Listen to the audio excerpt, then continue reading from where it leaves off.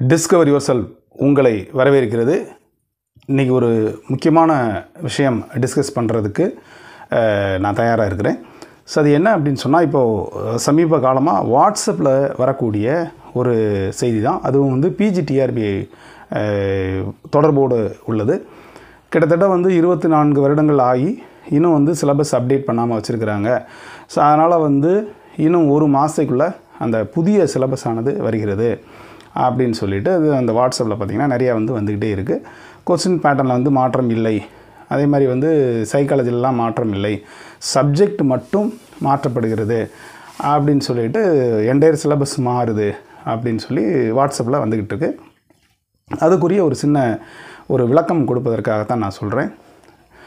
உதாரணமாக வந்து நீங்கள் இப்போது சப்போஸ் வந்து நீங்கள் படிச்சிருப்பீங்க, அப்போது உங்களுடைய 10th 11th 12th சிலபஸ் எடுத்துக்கங்க.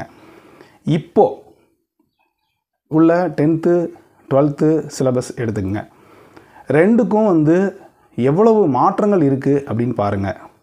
இன்னும் ஒரு 10 வருடங்களுக்கு முன்னால் போங்க, 2005 6 போங்க, 1987 அந்த மாதிரி உள்ள புக்கு எல்லாம் பாருங்கள். எல்லா புக்லேயும் பேசிக்காக இருக்கக்கூடிய விஷயங்கள் எப்பொழுதும் இருந்து கொண்டே தான் இருக்கும். அது எந்த சப்ஜெக்டாக இருந்தாலும் சரி. நான் 10th படிக்கும்போது ஒரு ஒழுங்கற்ற உருவத்தினுடைய எடையை எப்படி கண்டுபிடிக்கணும்னு ஃபிசிக்ஸில் படித்தோம்.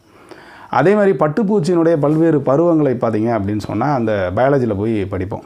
அதே மாதிரி கெமிஸ்ட்ரியில் எப்படி அணு உலையில் வந்து எப்படி இது பிரித்தெடுக்கப்படுகிறது, அதே மாதிரி பார்த்திங்க அப்படின்னா க்ரூட் ஆயிலிருந்து எப்படி பல்வேறு வகையான பொருட்கள் வருது, இந்த மாதிரி விஷயங்கள் இருக்கும். இதே போல் தான் மேத்ஸும், எண் கணிதம் இருக்கும், அல்ஜிப்ரா இருக்கும், ட்ரிக்னாமெட்ரி இருக்கும். அப்போது அப்ரப்டாக மொத்தத்துக்கு வந்து இனிமேல் பூரா சிலபஸ் பூரா மாறப்போகுது அப்படின்னு சொல்லிட்டு நமக்கு வரக்கூடிய அந்த ஃபோன் கால்ஸ் பார்த்திங்கன்னா ஒரு எண்ணில் அடங்காத விஷயங்களாக இருக்குது. ஸோ இந்த பதிவை பார்த்த பிறகாவது தயவு செய்து ஒரு மாயையை நீங்கள் வந்து நீக்குங்க.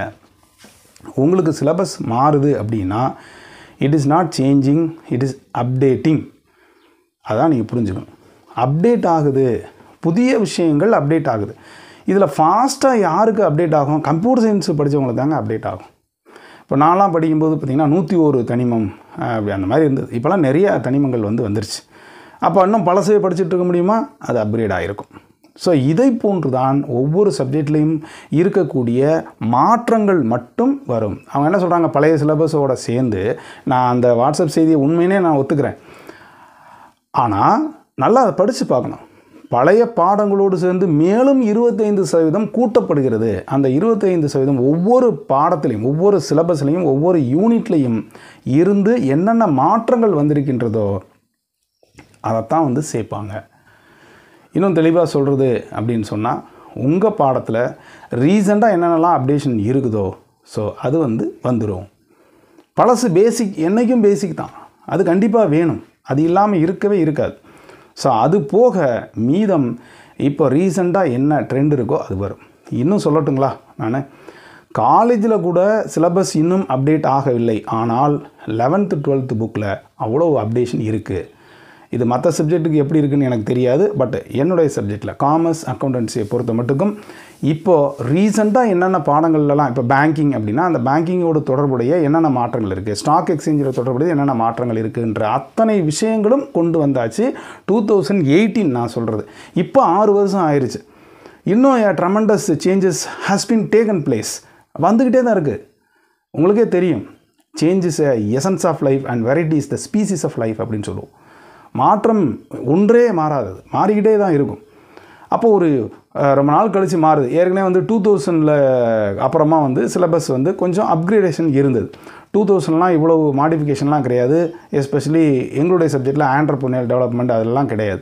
ஸோ இப்போ அதில் எவ்வளவோ மாற்றங்கள் ஏற்பட்டிருக்கு, நிறைய சேஞ்சஸ் இருக்குது. அந்த சேஞ்சஸ் தான் ஒவ்வொரு பாடங்களிலிருந்தும் வருமே ஒழிய மொத்தமாக இந்த காமர்ஸில் உள்ள 20 யூனிட்டையும் தூக்கி தூர போட்டுட்டு வேறு யூனிட் வரும் என்ற தவறான எண்ணத்தை, ஒரு தப்பு எண்ணத்தை, ஒரு சார்பு எண்ணத்தை விட்டு ஒழியுங்கள். ஏன்னா அவங்க சொல்கிறாங்க, மற்றவங்களாம் சொல்லுது, நீ இதை பூரா படித்து வேஸ்ட், உனக்கு சிலபஸ் கம்ப்ளீட்டாக மாறுது. எப்படி மாறும்? புரியவில்லை. நண்பர்கள் புரிந்து கொள்ள வேண்டிய ஒரே விஷயம்தான், உங்களுக்கு உங்களுடைய பாடத்திலிருந்து வரக்கூடிய அப்கிரேடேஷன் மட்டும்தான் வருமே ஒழிய பாடம் முழுமையும் சேஞ்ச் ஆகாது. இது படிப்பதனால் உங்களுக்கு ஒன்றும் நட்டம்லாம் கிடையாது. பேசிக்காக படிச்சிட்டிங்க. இனிமேல் வரக்கூடிய புதிய வரவை நீங்கள் என்ன செஞ்சுக்கணும், ஆட் பண்ணிக்கணும்.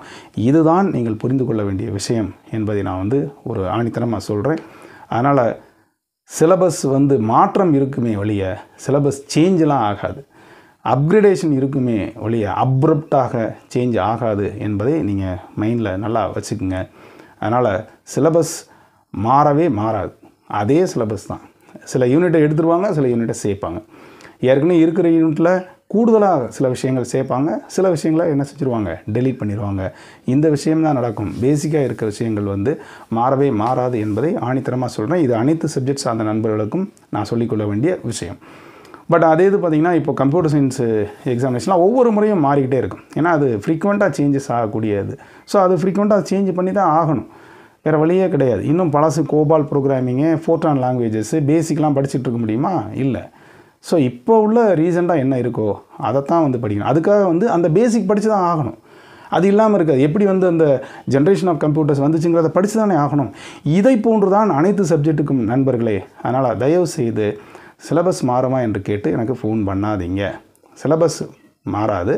மாறினாலும் ஒரு அப்கிரேடேஷன் இருக்கும். அதை மட்டும் நீங்கள் படித்தால் போதுமானது. தற்பொழுது படிக்கக்கூடிய விஷயங்கள் கண்டிப்பாக உங்களுக்கு பயன் தராது என்ற கருத்தை விட்டொழித்து விட்டு கூடிய விரைவில் வரக்கூடிய அந்த பிஜிடிஆர்புக்கு நல்லா ப்ரிப்பேர் பண்ணுங்கள். நம்மளுடைய சைக்காலஜி கிளாஸஸ்க்கு வரக்கூடிய மேலேருந்து ஆரம்பிக்கிறோம். அனைத்து சப்ஜெக்ட் சார்ந்த நண்பர்களுக்கும் பேசிக்காக சைக்காலஜி ஒன்று தான். ஸோ அது மாறாது. ஸோ அது விஷயமாகவும் நீங்கள் சைக்காலஜி கிளாஸஸ் வாங்க, டெஸ்ட்டுக்கு வாங்க, மெட்டீரியல் வேணால் வாங்கிக்கிங்க, காமர்ஸ் மெட்டீரியல் வாங்கிக்கிங்க. இன்னும் சில பேர் ஒரு விஷயத்தையும் தாண்டி, இப்போ உங்கள்கிட்ட மெட்டீரியல் வாங்கிக்கிறோம், அப்போ சிலபஸ் சேஞ்ச் ஆனால் அதைப்புறம் நீங்கள் தருவீங்களா அப்படின்னு கேட்குறாங்க. கண்டிப்பாக தர முடியாது. ஏன்னா அந்த இதெல்லாம் போய் எடுத்து பார்க்கணும் இல்லையா? எடுக்கணும். நீங்கள் எனக்கு தரேன்னு சொன்னீங்களா, எனக்கு உடனே கொடு, சிலபஸ் போட்டு விட்டோன்னே நீங்கள் கேட்பீங்க.